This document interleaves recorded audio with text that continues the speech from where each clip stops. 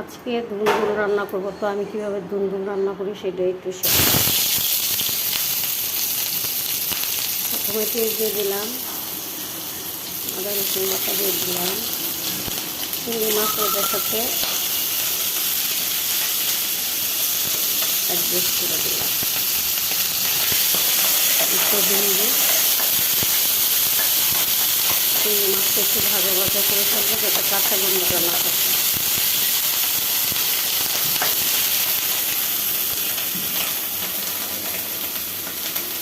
পরিমাণ মতো লবণ দিয়ে দিব, তারপরে যে একটু পানি দিয়ে দিব মশলাটা খাবো।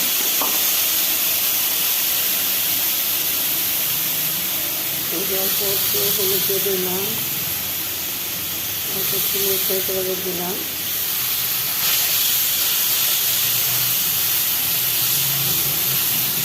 দুন্দুল রান্না করতে বেশিক্ষণ লাগে না, সময় লাগে না, আর অল্প মশলা দিলেই দুন্দুল রান্না করা হয়ে যায়, মজাদার। দুন্দুল রান্নাটা খুব মজা লাগে। এরপরে বেশি মশলা দিব না, অল্প মশলা দিয়ে রান্না করবো।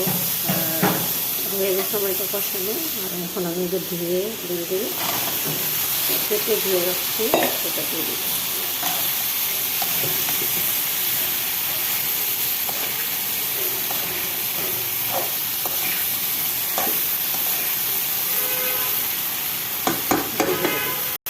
এতে দুন্দুল আমার কষানো হচ্ছে। দেখেন আমি আগে থেকে দুন্দুল ছিলে কেটে রাখছি, তাই আমার বেশি পানি খাই না, সুন্দরভাবে কষানো হয়ে গেছে। এখন একটু হালকা দিয়ে দিয়ে দেবো।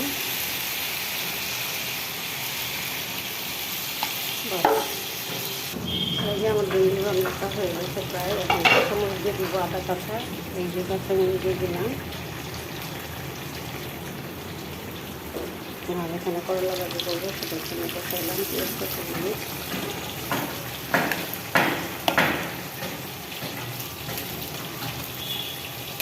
আমার একটাও কিন্তু দুন্দুল গলে যায় না, দেখছেন সব সুন্দর আস্তে আস্তে যাচ্ছে।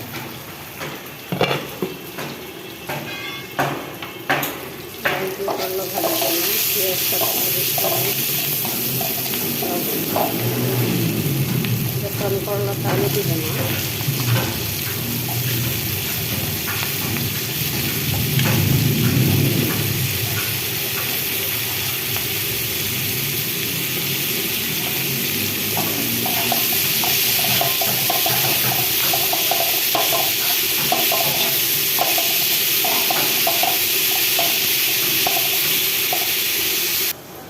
এই তো হয়ে গেছে আমার দুন্দুল তরকারি। আজকে আমাদের বাসায় ধন্যবাদ নেই, তাহলে ধন্যবাদ দিলে এত মজা হয়তো দুন্দুলের তরকারিটা বলার বাইরে। দেখছেন আমার দুন্দুল কিন্তু একটাও বলা নেই, আস্তে আস্তে আসছে। এইভাবে রান্নাটা টিপসটা ফলো করলে সুন্দরভাবে আপনাদের দুন্দুল গলবে না, এরকম আস্তে আস্তে থাকবে।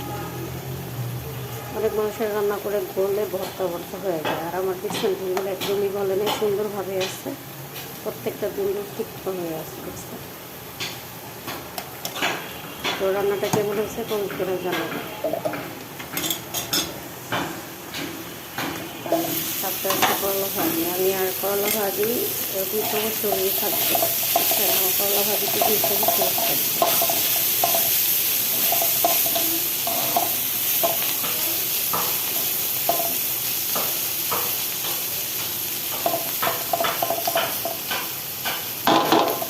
রান্না এই পর্যন্ত শেষ করলাম। ভালো লাগলে লাইক শেয়ার সাবস্ক্রাইব করতে ভুলবেন না। Bye bye.